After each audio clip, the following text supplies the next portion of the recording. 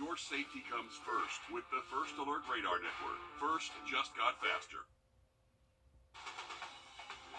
Live from Augusta, you're watching News 12 at 6 o'clock. Two Richmond County deputy supervisors facing a sex scandal allegation.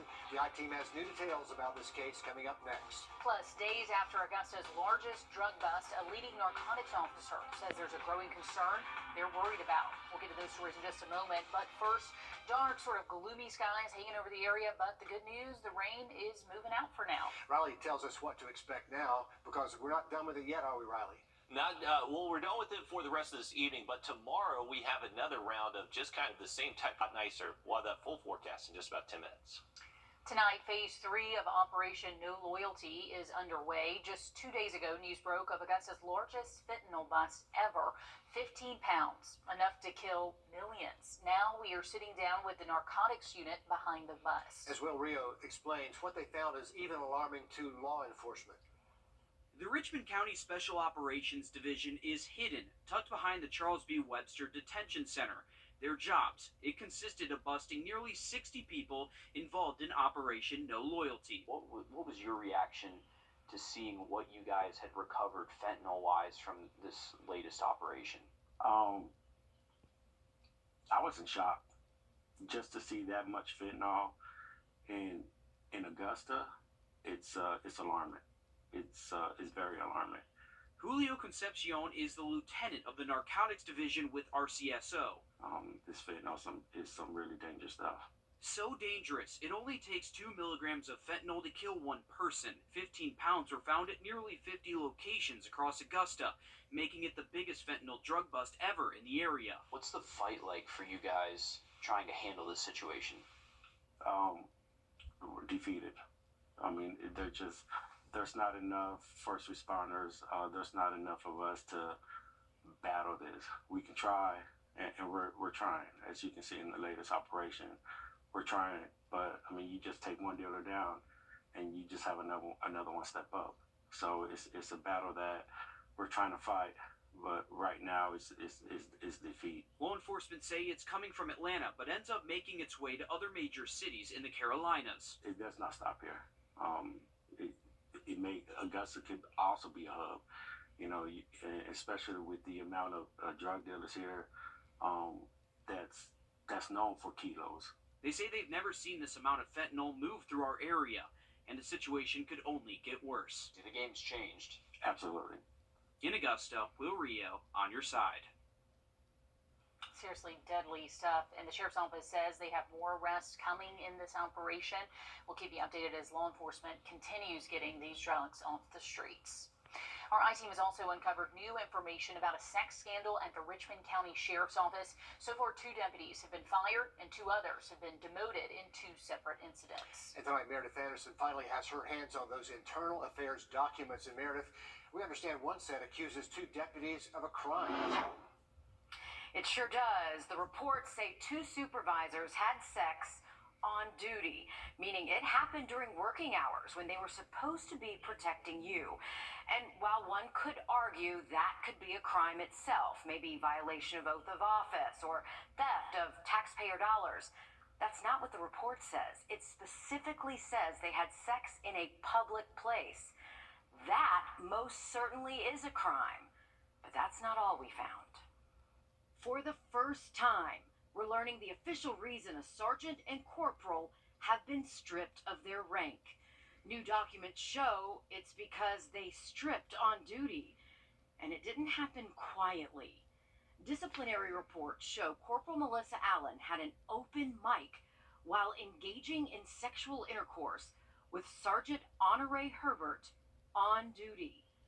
Both are supervisors on their shift, and both are assigned to the North Precinct, known as the Business District, covering a busy part of Richmond County, places like downtown Augusta, the Medical District, and Washington Road. The open mic wasn't a surprise.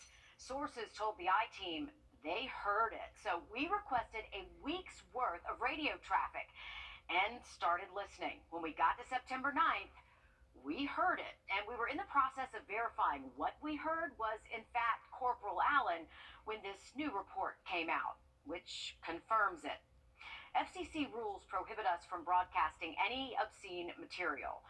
And in all honesty, we wouldn't have played it for you anyway. But we can play the moment dispatch alerts Alan that her mic is on and she is broadcasting. Before you have an open mic.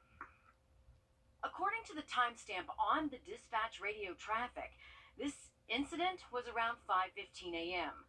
The I-Team requested dispatch logs of all calls as this was going on, as well as the hour before and after. We found a total of 34 calls, including 2 for domestic violence, 3 for a suspicious person, 3 for a disturbance or nuisance, and 1 for damage vandalism. There was an overdose and 8 business alarms. According to the schedule that day, 20 deputies were working that shift. 1 was assigned to light duty, and then 1 was always assigned to a patient room at the hospital, meaning 18 were likely the ones supposed to answer all those calls. But since we know Alan and Herbert were busy, that number was really more like 16 for a while. And then there's this. One of the reports suggests Melissa Allen lied about what happened, but not her report. Honore Herbert's report says he was the acting lieutenant when the incident happened, so he sat in on an interview with Melissa Allen to investigate this open mic incident. It says Sergeant Herbert did not at any time stop the interview and allowed Corporal Allen not to be truthful during that interview.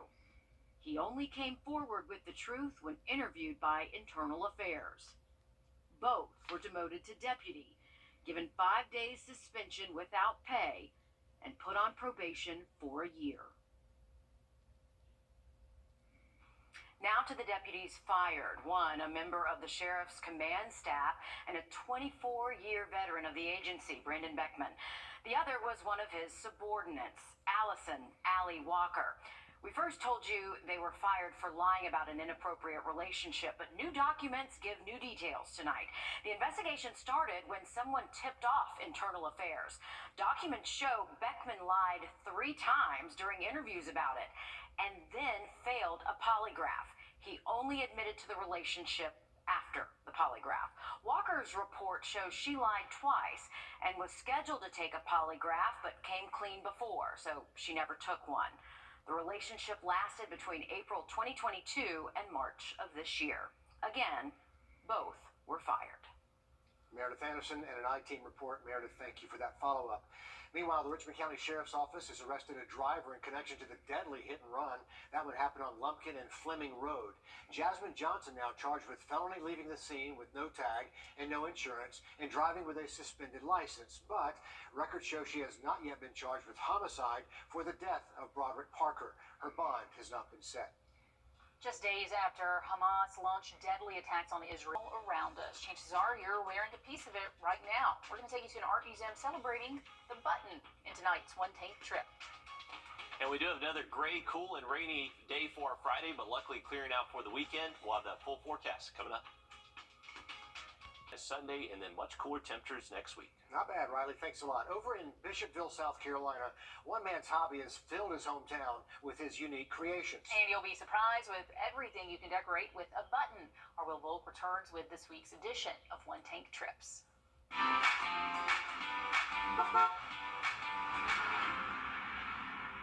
In the middle of this field is a building called the Button King Museum. Step inside and you'll find out somebody really loved buttons. He was a character all of my life. It was always something going on. J.D. Stevens is the son of the late Dalton Stevens, a.k.a. the Button King. The king grew his button kingdom in the middle of the night. You know, he was up all night, insomnia, and had problems sleeping. To pass the time, he thought, let me sew buttons on my suit.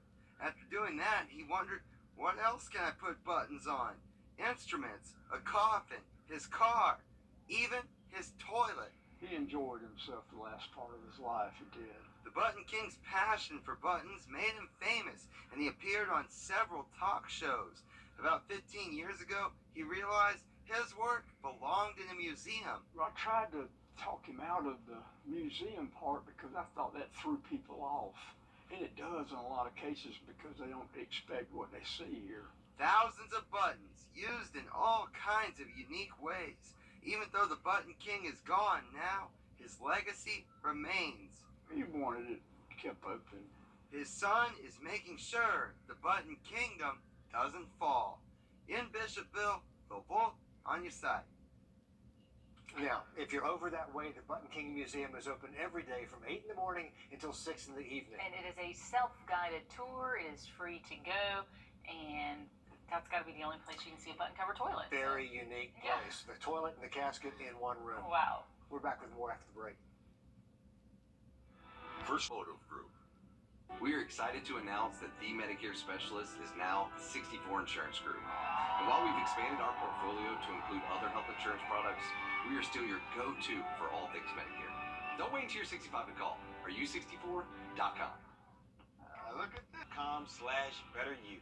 Augusta's best luxury dealer, Jim Hudson, now brings you the best GM brand Cadillac. The best of the best, now open. Jim Hudson Cadillac on Washington Road. Cadillac Luxury is now at Jim Hudson in Augusta. Get the area's best customer experience and Cadillac service. Now you can service your Cadillac at an authorized Cadillac dealer in Augusta. Now open. Jim Hudson Cadillac on Washington Road. Experience it once, and you'll never forget it. Hey, Jill, what's the matter? Man, this is name change is stressing me out. Everyone will know we still specialize in Medicare. Yeah, I know that. But what about this? Are you 64.com? From enrollment to programs, Augusta Tech is growing. Students are traveling from near and far to attend, but something's been missing. Hallie Turner shows us how they're looking to stand out from other trade schools. When you go off to college, many people look forward to campus life. And while there are programs and organizations that offer that here at Augusta Tech, leaders are looking to the future to give students something they've never been able to offer before, to add to the college experience. And soon, it could be right here on the Augusta campus. I could really use that student housing. Lots of students commute from our smaller service areas and want to be here on the main campus. For a school that serves a student population of nearly 6,000, students say they're missing one thing. I have always wanted that college experience of living in the dorms and having roommates and having that sense of community. Expansion projects and programs are catching the eyes of more than just local students. As we started to expand, one of the things that we're noticing is that we're getting a lot of interest outside of the region. We have folks who are driving in from Atlanta, believe it or not, for classes, as far as Swainsboro, close to Savannah. The only problem is what they don't want to give up is the college experience. So they want to still be able to live on campus, have that res life experience. When you hear that enough, it's like, okay, what can we do? Well, we can offer housing because we have the footprint. While it is still in the early phases, World says they have the perfect place for the dorms. Right now, we have about 10.63 acres on the backside of our campus. It's between the Terry Elam building and our administration building. It's just open space. He says if approved, the dorm would be 3 stories, 200 beds for now, with full amenities. These are apartment-style complexes, 1 to 2 bedrooms to up to 4 bedrooms with their own spaces and a shared common living room space and kitchenette. Students say it eases financial stress. Housing is just one more thing on top of that, one more stressor that could be taken off the table. So maybe something new coming to Augusta Tech, and we'll certainly keep watching. Hallie Turner, thanks for that. Champions Retreat Golf Club, home of the Augusta National Women's Amateur, has a new owner. According to a rep from Arcus Golf, they will assume operations starting tomorrow. They closed that transaction deal just today. This is Arcus Golf's first acquisition in Georgia. To politics now, and here are the 3 candidates asking for your vote to be the next mayor of Grovetown. Incumbent Gary Jones running for his 3rd term. The challenges are Serena Smith and Deborah Fisher. Sydney Hood is introducing us to each candidate this week, and tonight we hear from Serena Smith. Change could be coming to Grovetown. Serena Smith is one of 3 running for mayor. I'm already an engaged council member, so I think it's not anything new that I would be doing. It's just I'll be wearing the hat of mayor now. She says engagement is key. We need to get back to having town halls where we invite our community to come out and have these conversations with them. And then from that, we build on how we're going to make Grovetown a better place to live, work, and play. Her vision includes taxes, entertainment, safety. Those are the things that really drive a community. For taxes, she says, we have not as a city increased the millage rate, but I think we're at a point where we can roll the millage rate back. For entertainment, she says, we are the fastest growing city in the county, but we don't have movie, skating, bowling, no type of really nice sit-down restaurant that serves a variety of food. For safety, she says, that I want to work on is creating some type of incentive program to attract officers to come here to stay for the long haul. We want to make sure that our officers have a good work-life balance. She also says affordable housing is big. We can build a nice homes, don't have a problem with that, but at the end of the day, I don't want to be a mayor that has a 12.2% poverty rate. 3 choices for mayor, but it's up to you to decide. In Grovetown, Sydney Hood, on your side.